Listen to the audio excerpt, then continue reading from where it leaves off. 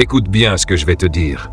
Il existe un piège dans lequel des millions de personnes tombent chaque jour, sans même s'en rendre compte. Un piège silencieux. Un piège qui paraît normal, un piège qui vole des années entières de vie. Tu te réveilles le matin, tu pars travailler, tu reçois ton salaire, et pendant quelques instants, tu as l'impression d'avancer. Mais ensuite, les factures arrivent. Les dépenses suivent, et l'argent disparaît presque aussi vite qu'il est arrivé. Alors tu recommences encore, et encore, et encore. La semaine suivante, le mois suivant, puis les années commencent à passer. Et voici la question que presque personne n'ose se poser. Et si ce cycle ne devait jamais s'arrêter? Parce que la vérité, c'est que beaucoup de gens ne construisent jamais leur liberté. Ils apprennent seulement à survivre confortablement. Le salaire n'est pas le problème. Comprends bien ceci. Avoir un salaire n'est pas un problème. Et quand le salaire devient ton seul plan dans la vie. Parce qu'à ce moment-là, tu échanges ton temps contre de l'argent. Et tant que ton revenu dépend uniquement de ton effort, le temps devient ta limite. Tu peux travailler plus, tu peux faire des heures supplémentaires, tu peux même gagner davantage. Mais si tu arrêtes de travailler, l'argent s'arrête aussi. Et c'est là que beaucoup de personnes restent bloquées pendant toute leur vie. Elles travaillent dur, mais elles ne construisent rien qui travaille pour elles. Le piège du confort. Le plus dangereux dans ce système, c'est qu'il semble normal. Tu payes tes factures, tu continues à vivre, tu gardes une certaine stabilité, alors tu ne remets jamais le système en question. Mais le confort peut devenir dangereux lorsqu'il remplace l'évolution. Parce qu'une vie construite uniquement pour survivre finit toujours par tourner en rond. Gagner, dépenser, recommencer, encore et encore. Et sans même t'en rendre compte, tu deviens dépendant du prochain salaire pour maintenir ta vie actuelle. Le déclic qui change tout. Puis un jour, j'ai compris quelque chose d'important. Le vrai problème n'était pas combien je gagnais. Le problème, c'était ce que mon argent faisait réellement pour moi. Chaque euro qui entrait dans ma vie repartait immédiatement dans les dépenses. À la fin du mois, il ne restait presque rien. Et c'est là que j'ai réalisé une vérité puissante. Si tout l'argent qui entre ressort immédiatement, alors ton futur ne progresse jamais. Tu maintiens seulement le présent. Alors j'ai commencé à observer mes habitudes. Où allait mon argent? Qu'est-ce qui me faisait réellement avancer? Qu'est-ce qui me gardait simplement occupé? Et honnêtement, les réponses m'ont choqué. Gagner de l'argent, construire une richesse. Beaucoup de gens pensent que gagner plus d'argent va résoudre tous leurs problèmes. Mais ce n'est pas toujours vrai, parce qu'il existe une énorme différence entre gagner de l'argent et construire une richesse. Un salaire te permet de continuer à vivre, mais la richesse, elle crée la liberté. Un salaire paye les factures, mais les actifs construisent l'avenir, et c'est là que tout change. Tu arrêtes de penser comme quelqu'un qui consomme, et tu commences à penser comme quelqu'un qui construit. Le changement de mentalité. À partir de ce moment-là, je n'ai plus regardé mon salaire comme une finalité.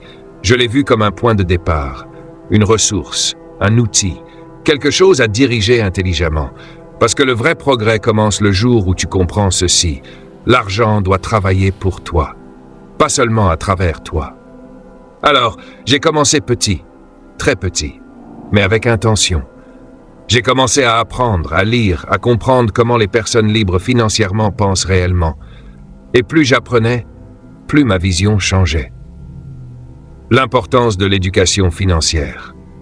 L'une des choses les plus coûteuses dans la vie, ce n'est pas le manque d'argent, c'est le manque de connaissances sur l'argent.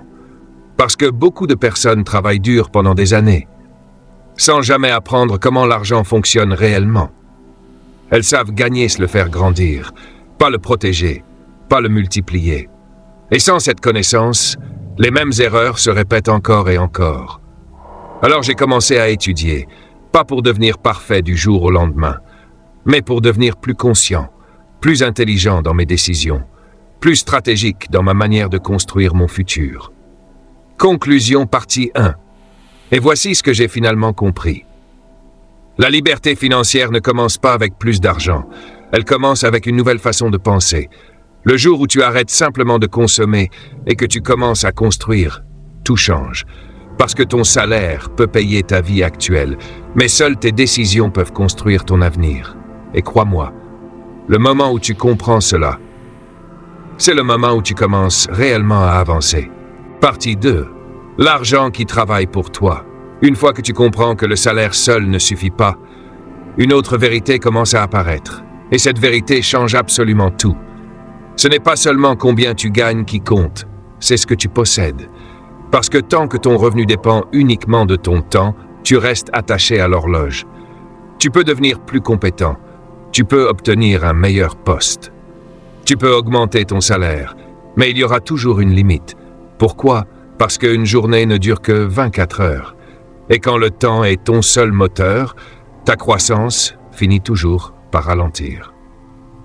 La question qui change une vie. Alors j'ai commencé à me poser une question différente. Pas comment gagner plus, mais qu'est-ce que je peux construire qui gagnera de l'argent pour moi? Et cette question a complètement changé ma manière de voir l'argent. Parce que la vraie liberté commence lorsque tu construis quelque chose qui continue de produire, même quand tu ne travailles pas directement. C'est ça la puissance de la possession. Quand tu possèdes quelque chose qui crée de la valeur, ton rapport à l'argent change totalement. Tu n'es plus la seule source de revenus dans ta vie. Maintenant, quelque chose travaille avec toi. Commencez petit. Beaucoup de personnes pensent qu'il faut être riche pour investir. C'est faux. La plupart des gens attendent plus d'argent, plus de temps, plus de connaissances, le moment parfait. Mais souvent, cette attente devient la raison pour laquelle rien ne change. J'ai compris qu'il valait mieux commencer petit que d'attendre des conditions parfaites. Alors, j'ai commencé simplement. Une petite somme investie, quelques habitudes financières plus intelligentes, des décisions plus conscientes. Au début, les résultats semblaient minuscules, mais le plus important, ce n'était pas la taille du résultat, c'était la direction. Parce qu'à ce moment-là, je plantais enfin des graines pour mon futur. Les habitudes qui détruisent les rêves. Puis j'ai découvert un autre problème. Un problème silencieux, mais extrêmement dangereux. Les habitudes de dépenses. Beaucoup de gens pensent, si je gagne plus, ma vie ira mieux. Mais ce qui se passe souvent, c'est que plus les revenus augmentent, plus les dépenses augmentent aussi. Un meilleur téléphone, une voiture plus chère, plus de confort, plus d'achats impulsifs.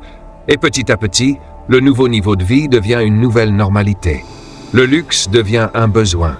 Et sans s'en rendre compte, les gens recommencent exactement le même cycle, mais avec plus de dépenses. Le danger du mode de vie. J'ai vécu ça moi aussi. Quand mes revenus augmentaient, je pensais que j'allais enfin ressentir la liberté. Mais quelque temps après, cette sensation disparaissait. Pas parce que je manquais d'argent, mais parce que mes habitudes avaient grandi avec mes revenus. Et c'est là que j'ai compris quelque chose d'essentiel. Si tes habitudes ne sont pas contrôlées, ton argent disparaîtra toujours. Parce que l'argent sans direction cherche naturellement le confort. Et le confort, lorsqu'il n'est pas maîtrisé, devient une prison invisible. Le vrai secret, l'intention. Alors j'ai commencé à devenir plus intentionnel avec mon argent. Pas dans la peur, pas dans la frustration, mais avec discipline. J'ai commencé à fixer des limites. Non pas pour me punir, mais pour garder le contrôle de ma vie. Avant chaque dépense, je me posais une question simple. Est-ce que cela construit mon futur ou seulement mon plaisir du moment? Et cette simple question a changé énormément de décisions, parce que chaque euro peut faire deux choses, soutenir ton présent ou construire ton avenir.